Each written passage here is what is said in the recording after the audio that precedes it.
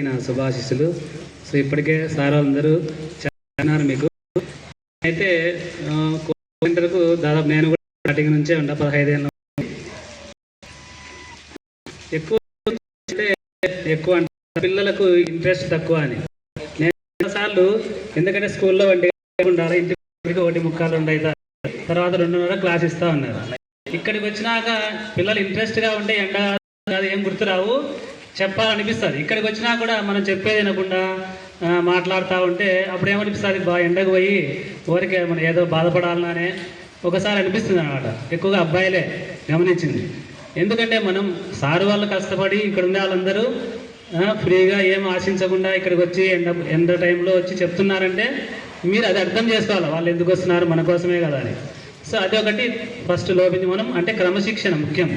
ఎవరైనా మనం ఎంత చదువుతాము, ఎన్ని మార్కులు తెచ్చుకుంటాం, ఎంత ర్యాంకు తెచ్చుకుంటాం, ఏ స్థాయిలో అనేదానికంటే ముఖ్యమైనది ఫస్ట్ ఉండాల్సింది క్రమశిక్షణ. అంటే ఇతరులను గౌరవించేది కూడా. ఇప్పుడు మనం ఇక్కడ చెప్తున్నారు కానీ ఎక్కడ మీరు మాట్లాడుకుంటా ఉంటే అది ఎదుటి వాళ్ళకంటే ముఖ్యంగా ఇక్కడ ఎవరు వీళ్ళు ఉండేది, ఇక్కడ ఉండే అందరూ గురువులు. అంటే అదే అది మనకు ఉంది కదా పద్యం కూడా, దైవంతో సమానం. అటువంటి వాళ్ళకి మనం గౌరవం ఇవ్వకపోతే మన ఇంట్లో వాళ్ళకి కానీ మిగతా వాళ్ళకి కానీ ఎటువంటి గౌరవం ఇస్తున్నామో ఆలోచించుకోవాలి. తర్వాత కష్టపడడం అనేది, సో ఎవరు వాళ్ళ లక్ష్యాన్ని నిర్ధారించింది. నేను ఒక్కటి కానీ మొన్న అదే క్వశ్చన్ పేపరు ప్యాటర్న్ గురించి ఒక క్వశ్చన్ 4వ తరగతి క్వశ్చన్ 10th క్లాస్ వాళ్ళని అడిగినా సార్. మామూలుగా స్కూల్లో 4వ తరగతికి ఒక క్వశ్చన్ వచ్చింది మ్యాథ్స్లో. అంటే 4వ తరగతికి ఏమో వాళ్ళ స్థాయిని మించి క్వశ్చన్ ఇచ్చినారు, 10th క్లాస్కి ఏమో సేమ్ టు సేమ్ క్వశ్చన్. అంటే ఇది ఇంపార్టెంట్ అదే క్వశ్చన్. ఇక్కడ ఉండే వాళ్ళందరినీ అమ్మాయిల బ్యాచ్లో ఏమో అడిగినట్టున్నాను. ఒక 3-4 నిమిషాలు ఒక్కరు చెప్పినారు దానికి ఆన్సర్. అది 4th క్లాస్లో మన పిల్లలకి ఇచ్చిన క్వశ్చనే, సిబిఐ మోడల్లో.